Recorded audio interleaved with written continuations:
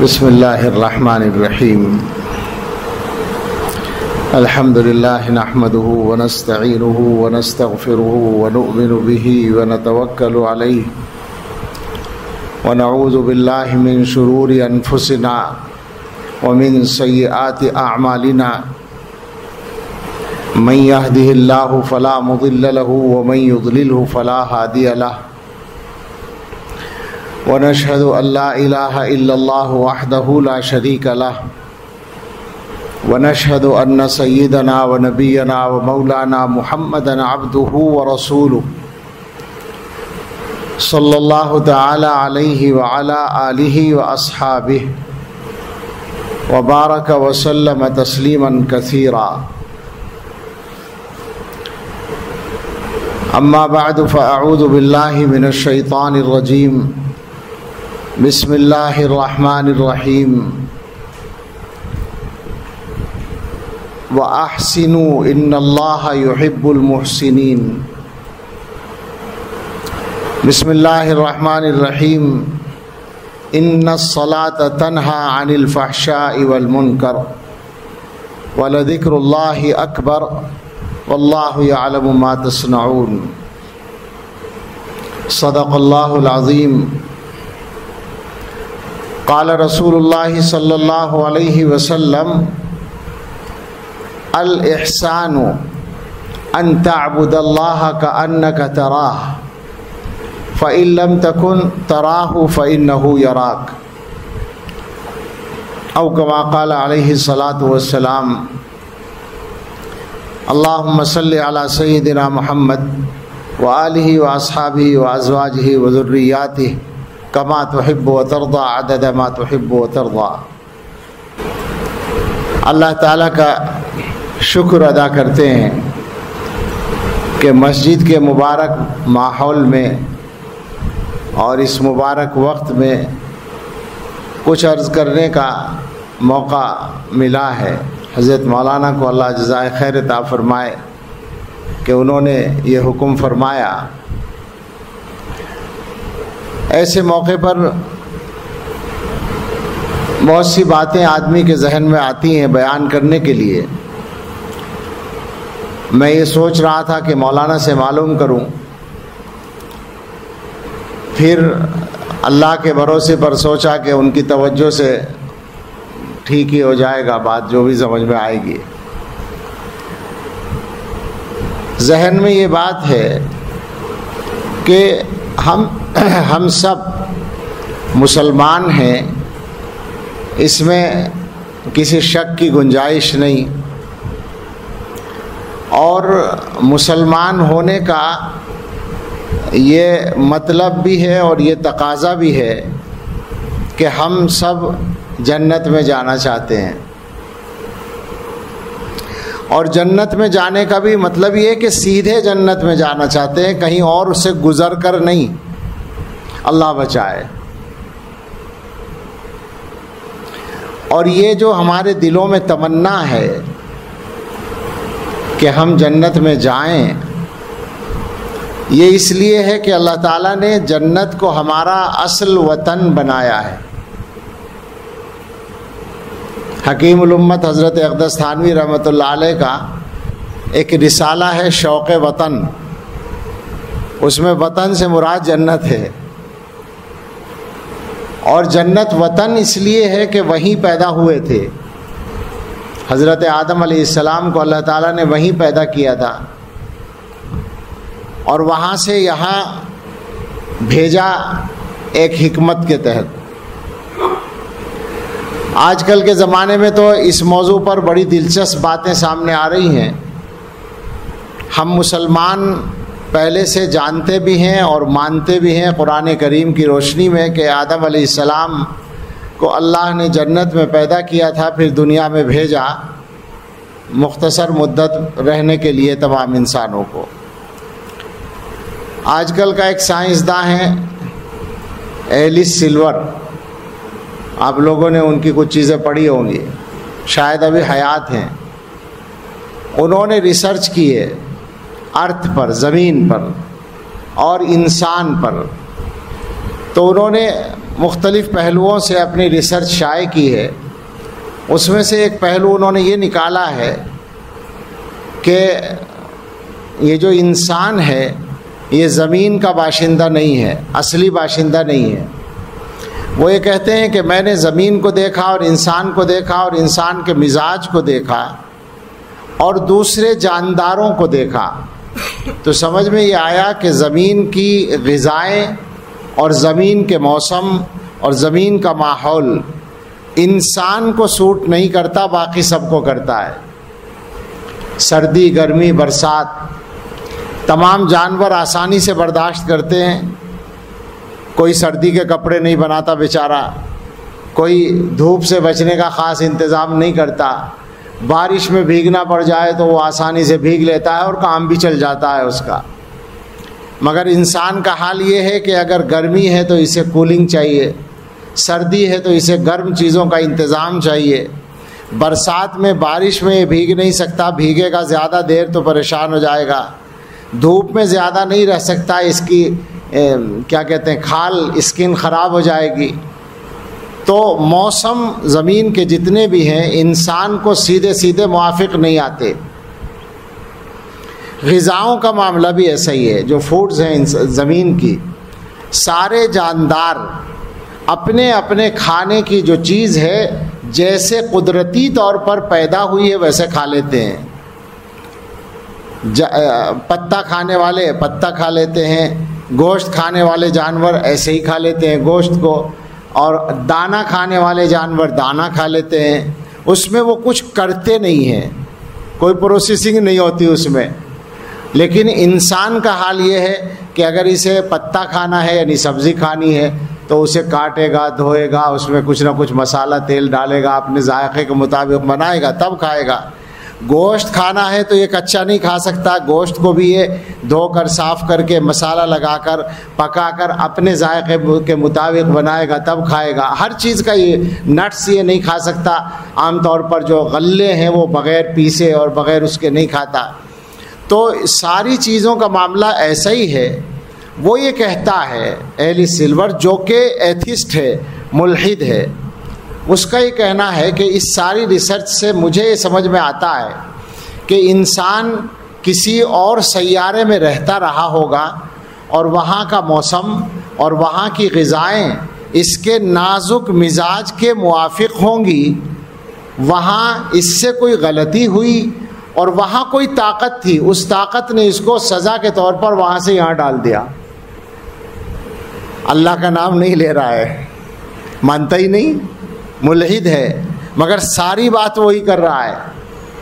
میں نے تو یہ سارا قصہ پہلی بار اخبار میں پڑھا اس کی ریسرچ کا، تو مجھے فوراً قرآن کریم کی آیت یاد آئی کہ باری تعالیٰ نے حضرت آدم علیہ السلام کو اپنی نعمتیں جتلاتے ہوئے فرمایا تھا جنت میں کہ ان لک الا تجوع فیہا ولا تعری وانک لا تظمأ فیہا ولا تضحی.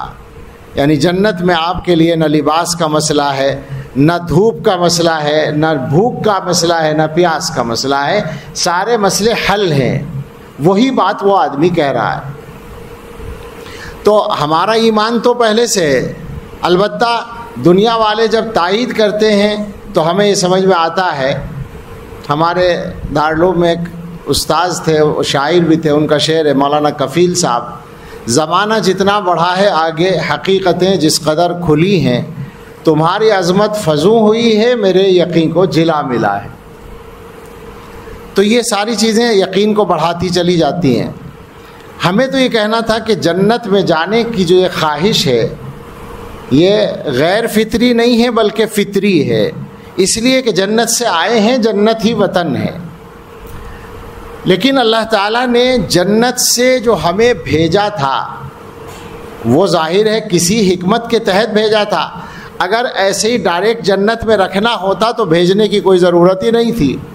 لہٰذا ہمیں یہ بتایا گیا کہ دنیا میں آ کر آپ کو اپنے عمل سے یہ ثابت کرنا ہے کہ آپ جنت میں رہنے کے لائق ہیں. آپ اتنے صاف ستھرے ہیں کہ جنت میں رہ سکیں، چونکہ جنت پاک جگہ ہے، جنت پاکی کی جگہ ہے، جنت صفائی کی جگہ ہے. وہاں آپ کو اگر رہنا ہے تو بالکل صاف ستھرا ہو کر آنا ہوگا. اور اگر خدا نہ خواستہ آپ کوئی گندگی لگا کر لائے اپنے ساتھ، گناہوں کی گندگی، اور توبہ کے بغیر آ گئے، تو ہم آپ کو پھر صاف کرنے کے لیے کہیں ڈال سکتے ہیں. اللہ تعالیٰ نے یہ بتا رکھا ہے. ہم سب دعا کرتے ہیں سب کے لیے، سارے اہل ایمان کے لیے، کہ اللہ جنت کی ہوا سے بھی دور جہنم کی ہوا سے بھی دور رکھے، اللہ جنت میں پہنچا دے. اور جنت کی بات جب چل رہی ہے تو حضرت حکیم الامت ہی کی بات یاد آتی ہے اور عبرت ہوتی ہے. اپنے بارے میں سوچ کر شرم آنے لگتی ہے. حکیم الامت کو آپ سب جانتے ہیں. انہوں نے اپنی زندگی میں جتنا کام کیا ہے اللہ کے دین کے لیے اور جنت میں جانے کے لیے، بالکل آسان لفظوں میں اگر کہیں، وہ کام اگر 100 آدمیوں پر بھی تقسیم کر دیا جائے تو بظاہر ساروں کے لیے کافی ہو جائے گا وہ جنت میں جانے کے لیے. وہ یہ فرماتے ہیں کہ ہماری خواہش یہ ہے کہ اللہ ہمیں جنت میں بھیج دے، چاہے جنتیوں کی جوتیوں میں جگہ دے دے. اور یہ اس لیے نہیں کہ ہم جنت کے لائق ہیں، بلکہ اس لیے کہ جہنم کا عذاب جھیلنے کی ہمت نہیں ہے. ہم لوگوں کا حال یہ ہے کہ 2-4 رکعت پڑھ لیں تو ہم سمجھنے لگتے ہیں کہ ہمارا ٹھیکہ ہو گیا جنت پر، اور وہاں ساری زندگی کو اللہ کے لیے خرچ کر کے ایک آدمی یہ کہتا ہے کہ جنت میں جانے کی تمنا ہے، مگر اس وجہ سے نہیں ہے کہ ہم جنت میں جانے کے حقدار ہیں یا جنت میں جانے کے لائق ہیں، بلکہ اس وجہ سے ہے کہ جہنم میں جانے کی ہمت نہیں ہے، جہنم کا عذاب جھیلنے کی ہمت نہیں ہے. تو میرے بھائی، ہم میں سے کون ہے جس کے اندر یہ ہمت ہے؟ ہمارا حال تو یہ ہے کہ ہمیں سے ذرا سی گرمی برداشت نہیں ہوتی، ذرا سی سردی برداشت نہیں ہوتی، ذرا سی چوٹ کی تکلیف برداشت نہیں ہوتی. وہ عذاب مہین کون جھیل سکتا ہے؟ اس لیے ضروری ہے کہ ہم اپنے آپ کو دنیا میں ٹھیک کر کے ہی جائیں، تاکہ جنت میں جانے کے سیدھے سیدھے اللہ کی طرف سے مستحق قرار دیے جائیں. اس کا جو راستہ ہے وہ ہمیں بتایا گیا ہے. قرآن کریم کی ایک آیت ہم نے پڑھی ہے، اور وہ آیت کا جو مضمون ہے وہ بالکل عام سا ہے. وَأَحْسِنُوا، احسنوا کا لفظی ترجمہ ہے کسی بھی کام کو اچھا کرنا، اچھا کرو، خوبصورت بناؤ، احسان کرو. یہ ترجمہ بھی کیا جا سکتا ہے جو اردو میں احسان ہے، لیکن عربی میں احسان کے اصل معنی ہے کسی کام کی کوالٹی اچھی کرنا. ایک عمل ہے، مثلا نماز ہے، سب سے اچھا عمل ہے، مگر نماز پڑھنے کے 2 طریقے ہو سکتے ہیں، ایک اچھا اور ایک برا. سنت کے مطابق ہے وہ اچھا طریقہ ہے، اور سنت کے خلاف ہے تو برا طریقہ ہے. تو اس عمل کو اچھا بناؤ، یعنی سنت کے مطابق کرو. یہ بطور مثال لفظ احسان کے معنی سمجھانے کے لیے میں نے عرض کیا. تو اللہ تعالیٰ کا حکم ہے کسی بھی کام کو اچھا بنانا. ان اللہ لا یضیع اجر من احسن عملا. اس کو طلبہ سمجھیں گے، عملا مفعول ہے احسنہ کا. اللہ تعالیٰ اس شخص کے اجر کو ضائع نہیں کرتے جو کسی عمل کو اچھا بنائے، یعنی خوبصورت کر کے اس کام کو کرے، معیار کے مطابق کرے. یہ دنیا کے ہر کام میں آپ کو ملے گا کہ آپ کوئی کام، مثلا پڑھنے کا کام معیار کے مطابق کریں گے تو اجر ضائع نہیں ہوگا، کامیابی مل جائے گی. معیار پر نہیں کریں گے تو اجر ضائع ہو جائے گا. تجارت معیار کے مطابق نہیں کریں گے تو اجر نہیں ملے گا، یعنی وہ بیکار ہو جائے گی. اس کو معیار کے مطابق کریں گے تو وہ کامیاب ہو جائے گی. تو قرآن کا جو پیغام ہے وہ احسان کا پیغام ہے، یعنی حسن پیدا کرنے. چلیے حسن کا ہی لفظ استعمال کر لیجئے. مجھے یاد آیا مولانا عبد الماجد دریابادی رحمۃ اللہ علیہ نے لکھا ہے کہ حضرت اکبر الہ آبادی، اللہ ان کے درجے بہت بلند فرمائے، عجیب شخصیت تھی اکبر الہ آبادی کی. مزاح کے انداز میں انہوں نے اصلاح کا کام کیا ہے، اور ذاتی زندگی میں ان کا حال یہ تھا کہ جب وہ بڑھاپے کا زمانہ تھا تب کی بات لکھ رہے ہیں مولانا دریابادی، کہ وہ اپنے گھر میں جماعت کرتے تھے، اور ان کے ہاں کوئی نہ کوئی ملازم رہتا تھا کاموں کے لیے. تو ملازم رکھتے ہوئے یہ شرط لگاتے تھے کہ تمہیں میرے ساتھ نماز پڑھنی پڑے گی جماعت کر کے. یہ ان کا حال تھا. تو مزاح کا انداز ہے ان کا. لکھنؤ میں بیٹھے تھے, اشعار چل رہے تھے, اور جو چند منتخب حضرات جن میں وہاں کے بڑے علماء بھی تھے بعض, اور بہت ثقہ اور بزرگ لوگ, ندوے کے بانیان میں سے منشی احتشام علی صاحب ایک مشہور نام ہے وہاں, اور اس کے علاوہ بھی کچھ لوگ تھے. تو صاحب اکبر صاحب نے شعر پڑھنا شروع کیا اور پہلا مصرع پڑھا, قرآن ہے شاہد کہ خدا حسن سے خوش ہے. بار بار پڑھ رہے ہیں.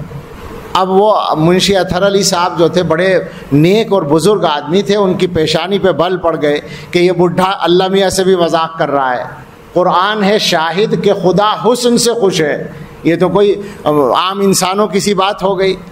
پھر پڑھا, اب وہ دیکھ رہے ہیں کہ بھئی آگے تو پڑھو, تو کہا قرآن ہے شاہد کہ خدا حسن سے خوش ہے. کس حسن سے؟ یہ بھی تو سنو, حسن عمل سے. یہ دوسرا مصرع تھا. تو یہی ہے قرآن کا پیغام, وَأَحْسِنُوا, عمل کو اچھا بناؤ, اعلیٰ معیار پر لے جاؤ.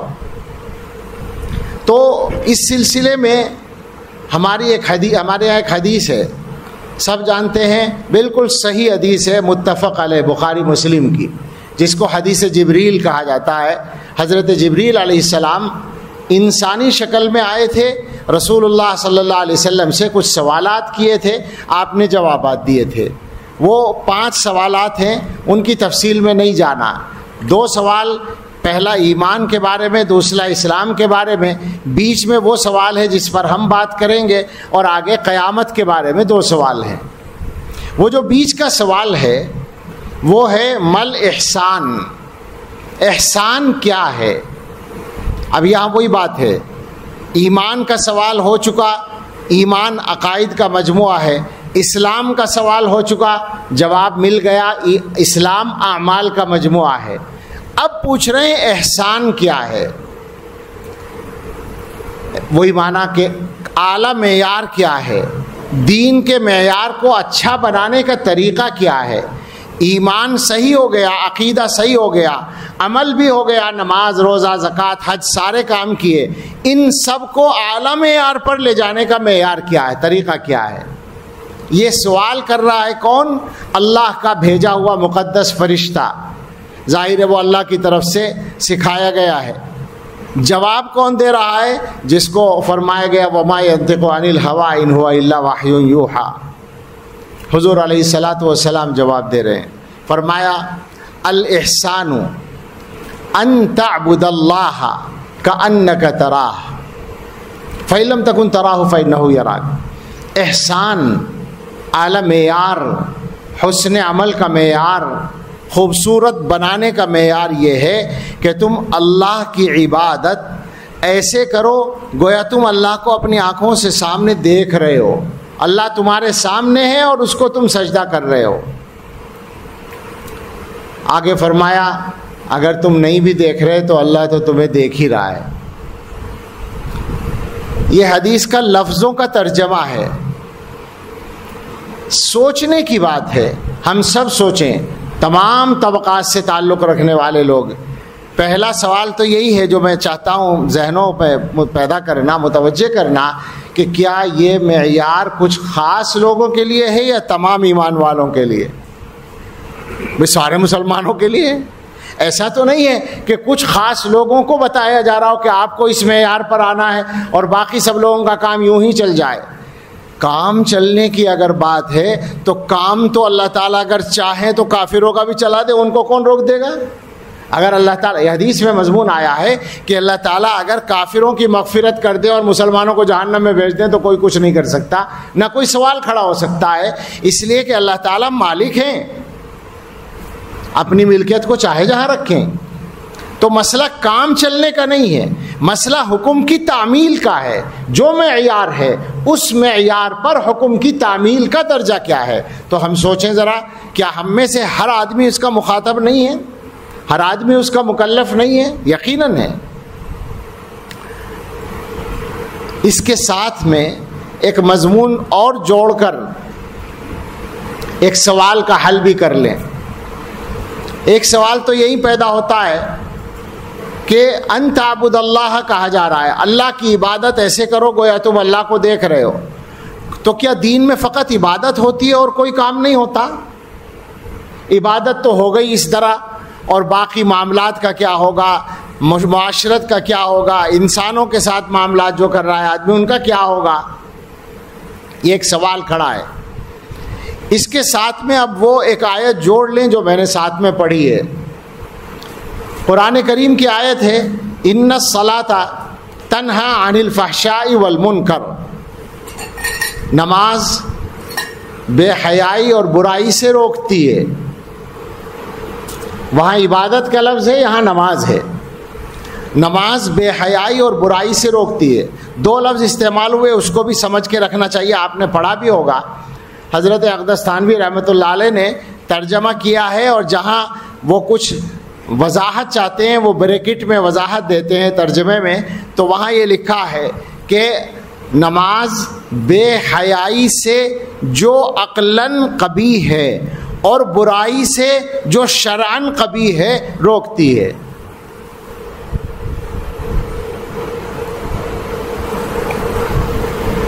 مطلب یہ ہے کہ گناہ دو طرح کے ہوتے ہیں، ایک وہ گناہ ہے جس کو عقل ہی کہتی ہے کہ یہ برا ہے، مثلا بدکاری کرنا، مثلا شراب پینا، مثلا جھوٹ بولنا، مثلا چوری کرنا، اس کے لیے اس کو برا سمجھنے کے لیے ایمان بھی ضروری نہیں ہے۔ ہندو کے یہاں بھی لازم یہی ہے کہ وہ اس کو برا سمجھے، اس کے نزدیک بھی برا ہے۔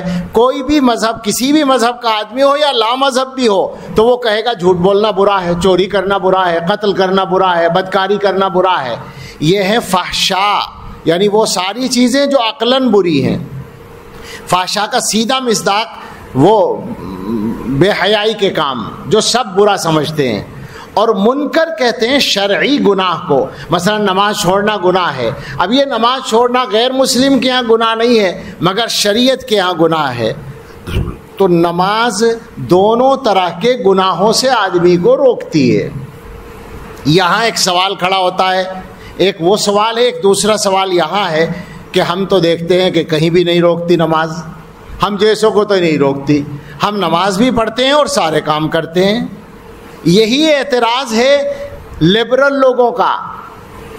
آج کل جو لوگ آزاد ہیں وہ کیا کہتے ہیں کہ بھائی کیا فائدہ ہے ایسی نماز پڑھنے سے کہ نماز بھی چل رہی ہے، جھوٹ بھی چل رہا ہے، نماز بھی چل رہی ہے، وعدہ خلافی بھی ہو رہی ہے، نماز بھی چل رہی ہے، دھوکہ بھی دے رہے ہیں، نماز بھی چل رہی ہے، حرام بھی کھا رہے ہیں، ایسی نماز سے کیا فائدہ؟ اس سے تو اچھا ہے کہ آدمی اپنے کام ٹھیک کر لے۔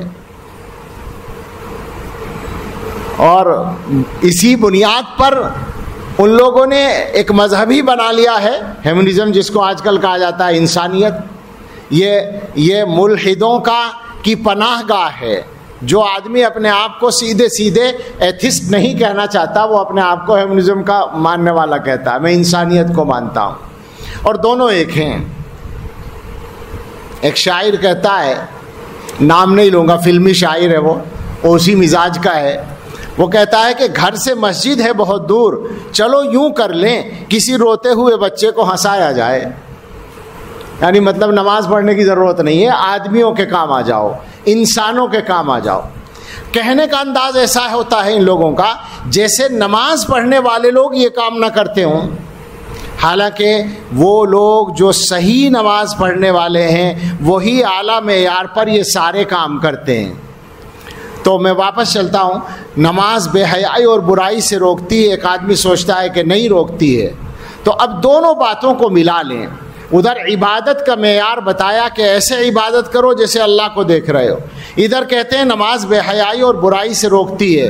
پتہ یہ چلتا ہے کہ اگر عبادت کا معیار اعلیٰ درجے پر پہنچ جائے تو وہ ساری زندگی کے ٹھیک ہونے کی ضمانت ہے۔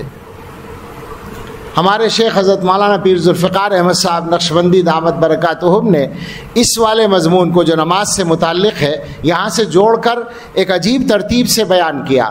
ان کا چھوٹا سا رسالہ ہے طہارت کی اہمیت، اس میں اس پر بات کی ہے۔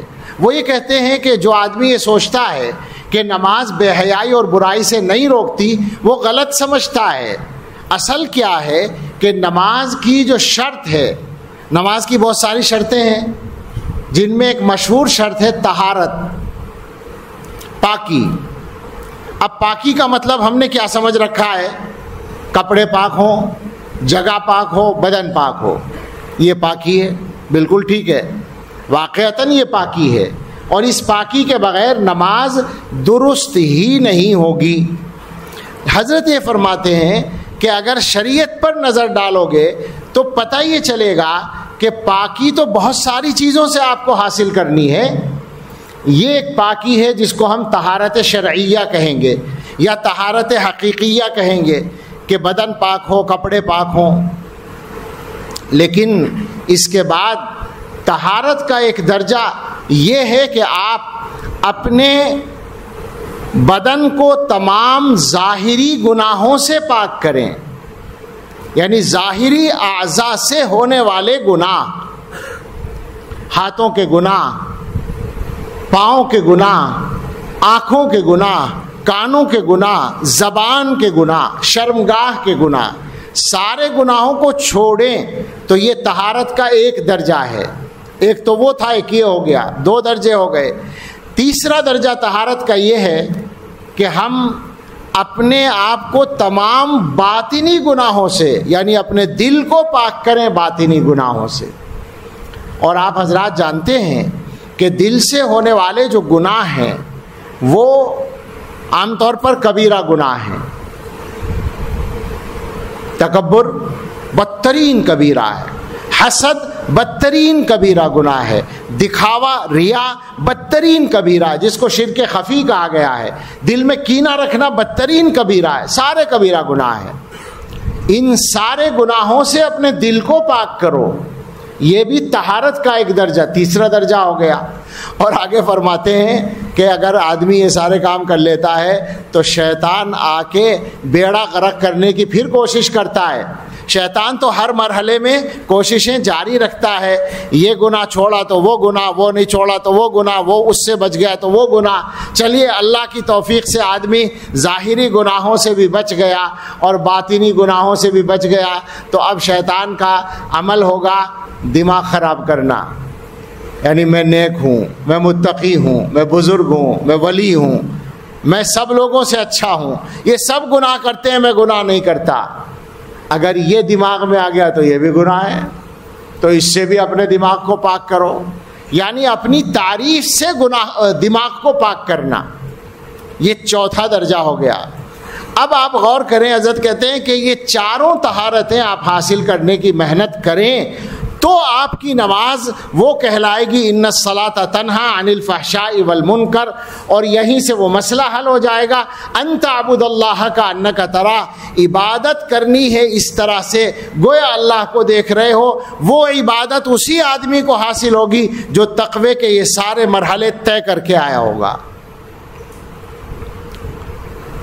اب پھر واپس اس بات پر چلتے ہیں کہ یہ معیار حاصل کرنے کا حکم کسی ایک آدمی کے لیے تو نہیں ہے، ہر مسلمان کے لیے ہے. یہ ٹھیک ہے، کام سب کا چل جاتا ہے، اور اللہ تعالیٰ کی رحمت کس کے ساتھ کیا معاملہ کرے وہ اللہ کا اختیار ہے.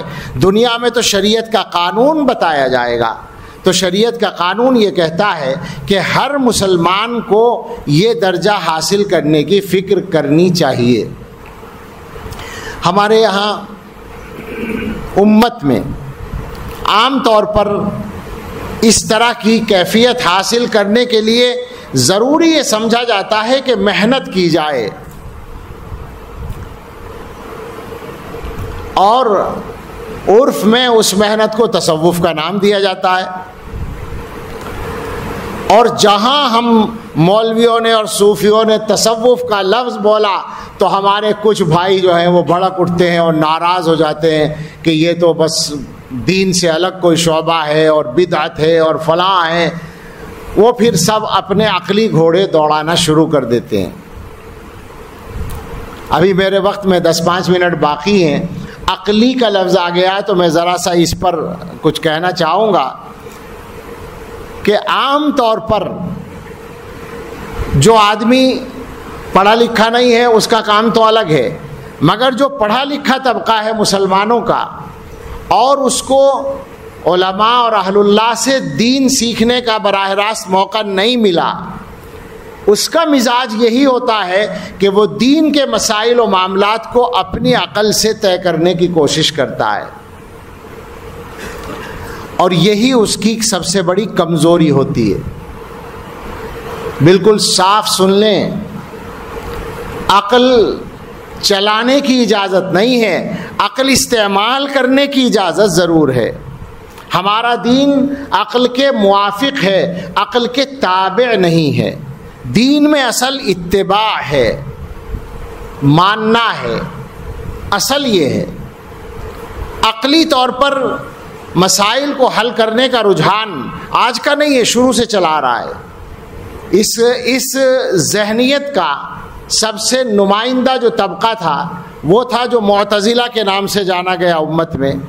ہر چیز عقل سے، نصوص قطعیہ میں ایک چیز آ رہی ہے، مثلا اللہ فرماتے ہیں کہ ہم قیامت میں اعمال کو تولیں گے، وہ کہنے لگے صاحب یہ تو سمجھ میں نہیں آتا، اعمال کو کیسے تولا جائے گا؟ لہٰذا کہنے لگے اعمال تولنا مراد نہیں ہے، اللہ تعالیٰ تولنے کی بات نہیں کر رہے، مقصد ہے انصاف کرنا، کہ ہم انصاف کریں گے۔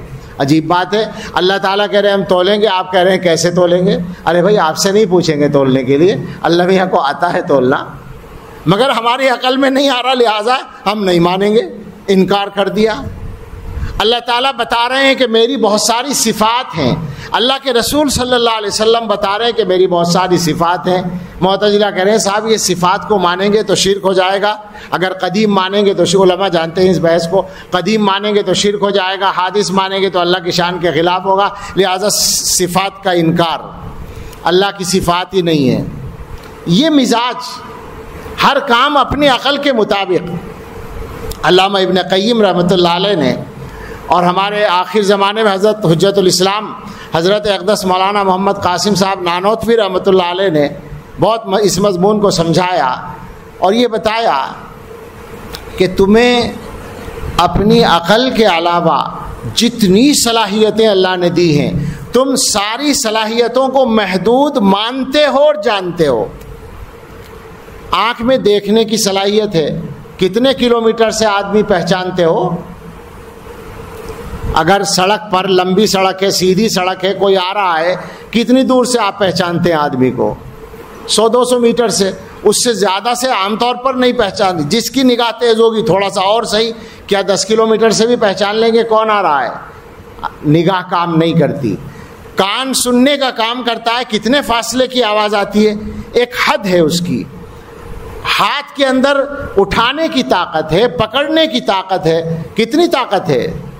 ہم جیسے آدمی سے 10 کلو مشکل سے اٹھتا ہے، کوئی 20 کلو اٹھا لیتا ہے، کوئی 50 کلو اٹھا لیتا ہے۔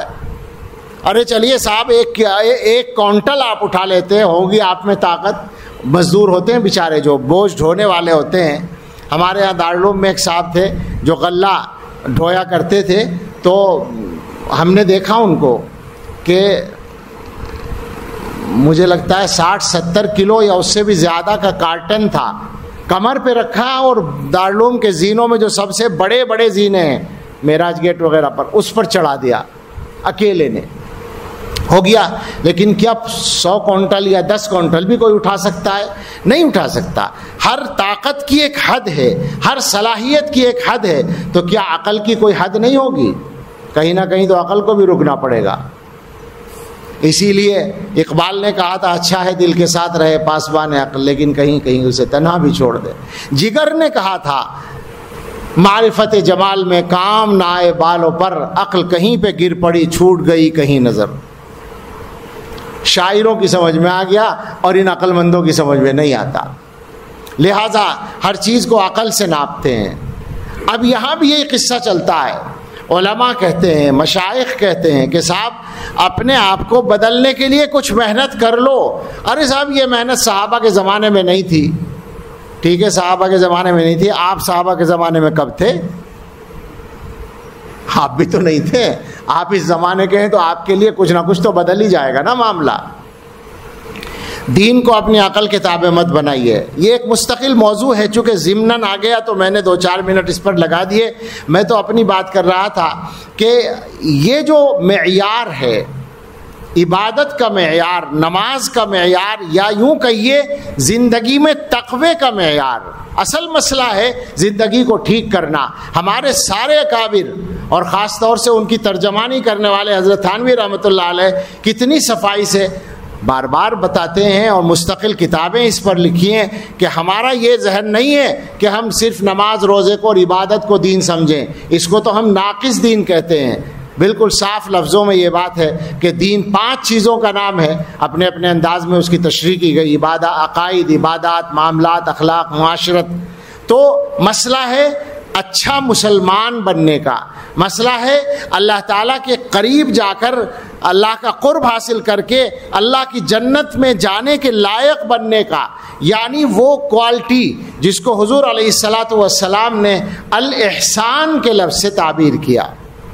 اب ظاہر بات ہے تصوف کی بات، موضوع تصوف نہیں تھا اس وقت میں، اس لیے میں نے بات بھی زیادہ نہیں کی. تصوف ایک مستقل موضوع ہے، اور تصوف پر اگر کچھ اعتراض ہیں تو بہت سارے اعتراض ہمیں خود ہیں، مگر وہ اس تصوف پر ہیں جو سنت اور شریعت سے ہٹا ہوا ہے.